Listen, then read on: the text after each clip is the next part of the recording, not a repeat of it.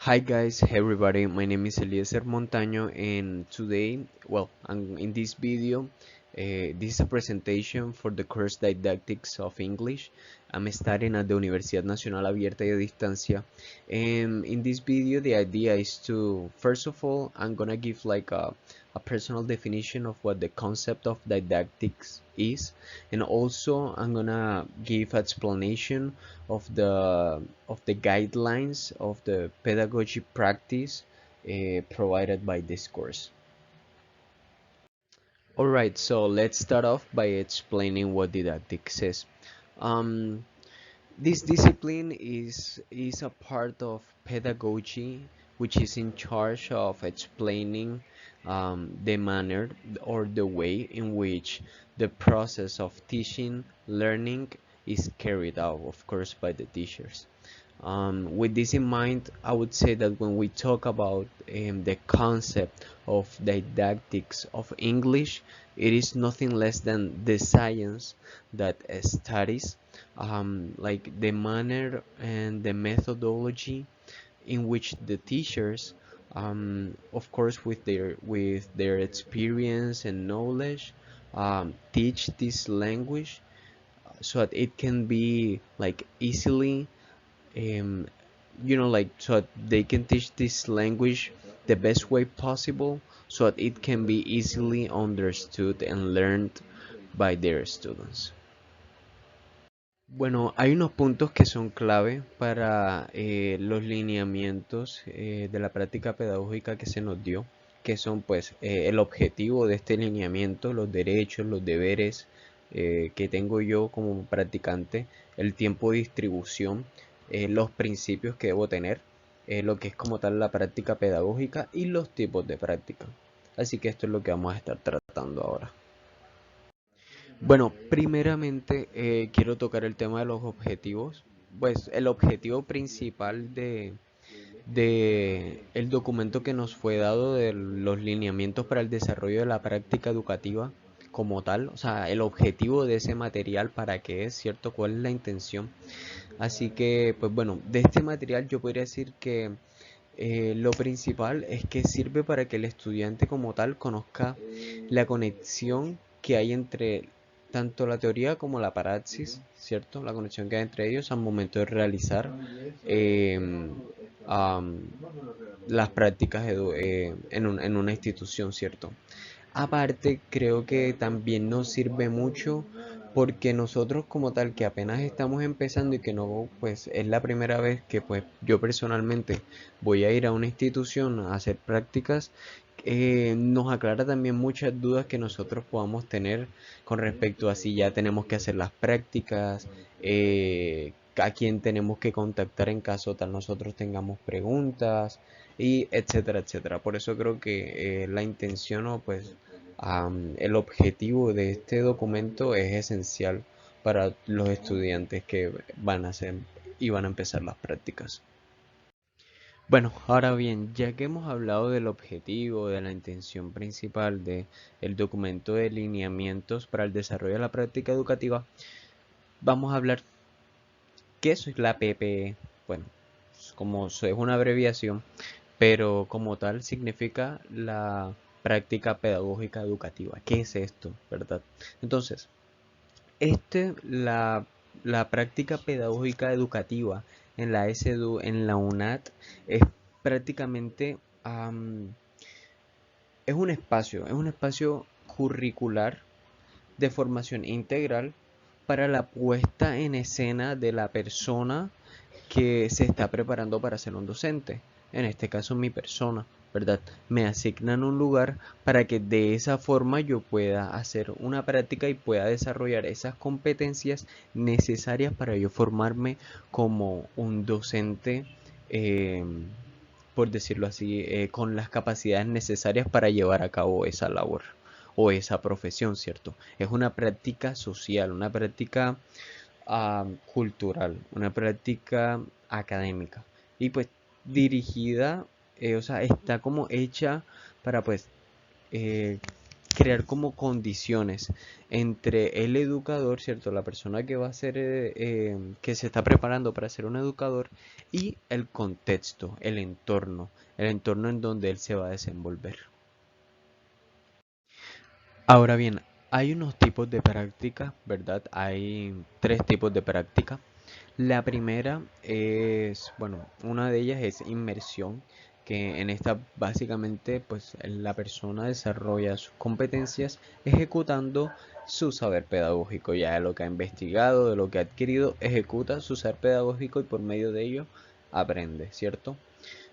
También está el de investigación, que es el otro en la práctica de investigación.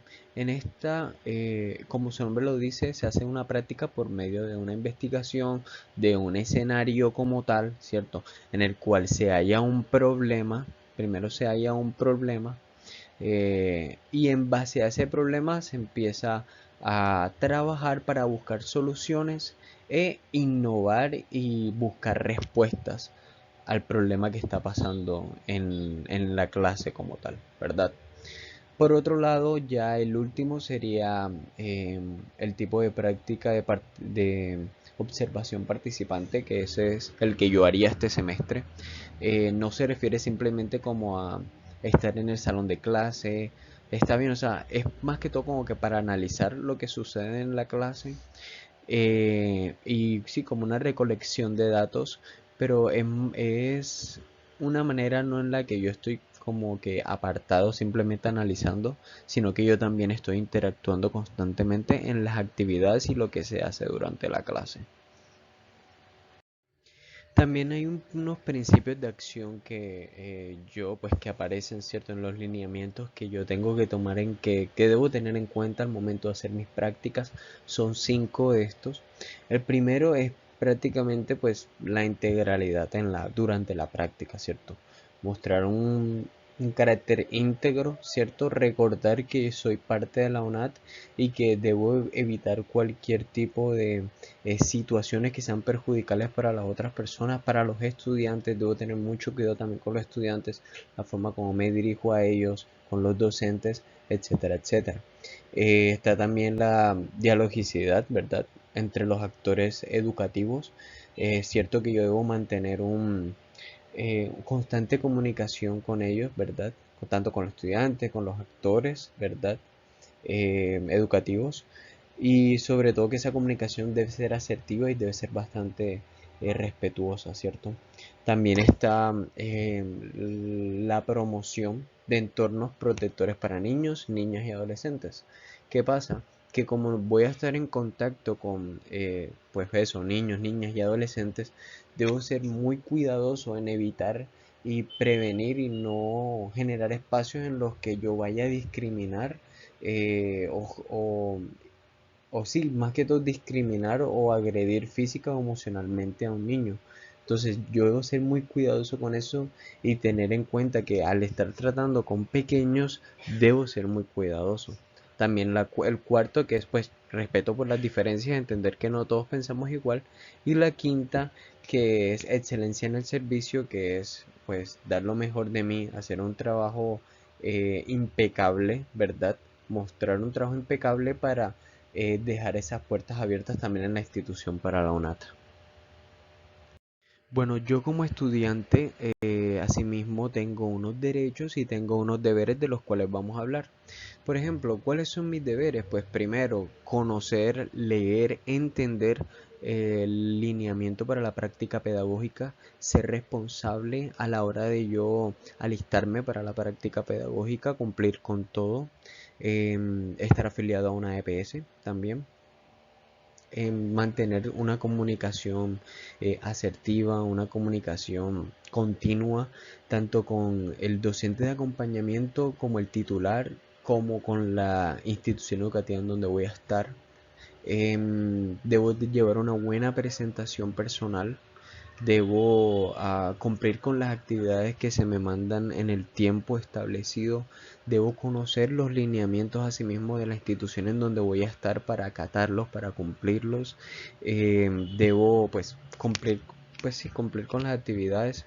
Em, También pues como voy a hacer parte o ser una observación participante, la idea también es que yo prepare mis sesiones con anticipación. Durante esas prácticas, mientras esté en las clases, debo participar claramente de forma activa. En caso tal hay alguna ausencia, también debo mantenerme en contacto con el docente de acompañamiento. Em, ¿Qué más? Pues bueno, ya cosas como matricular los cursos de práctica pedagógica, de la ruta de práctica pedagógica, ¿verdad? Y pues ya que voy a estar en una comunidad de niños y adolescentes, debo promover el respeto, como siempre y como se habló en la diapositiva en el tema pasado. Entonces, así mismo como tengo unos deberes, tengo unos derechos, ¿cierto? Como por ejemplo ser bien atendido en el seminario prepráctica, y que pues se me pueda asignar una institución que ya se me asignó, recibir el acompañamiento de un docente para poder fortalecer y afianzar esos procesos pedagógicos, educativos, tecnológicos, etcétera. Recibir inducción de la práctica pedagógica que la hemos estado recibiendo, ser valorado durante mi práctica pedagógica, estar también así mismo afiliado a una ARL y que también se me pueda reconocer, pues certificar mi ejercicio de práctica.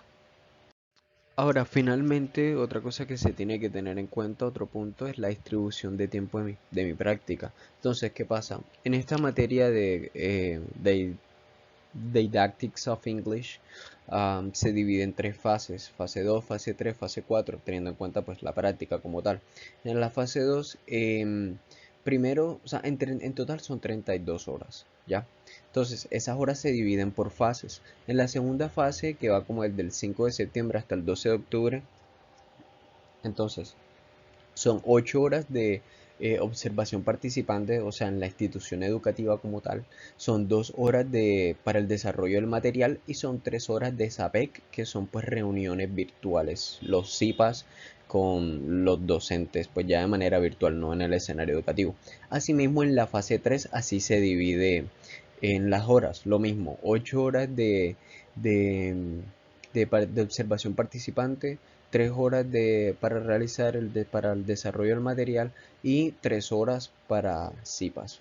Y ya por último, en la fase 4 no se tendría que ir a la institución, serían 3 horas para modificar y ajustar el portafolio, 3 horas en el simulador, que es un simulador de prácticas, y 3 horas de SAPEC o reuniones virtuales. Y bueno, eso sería todo. Gracias por ver el video.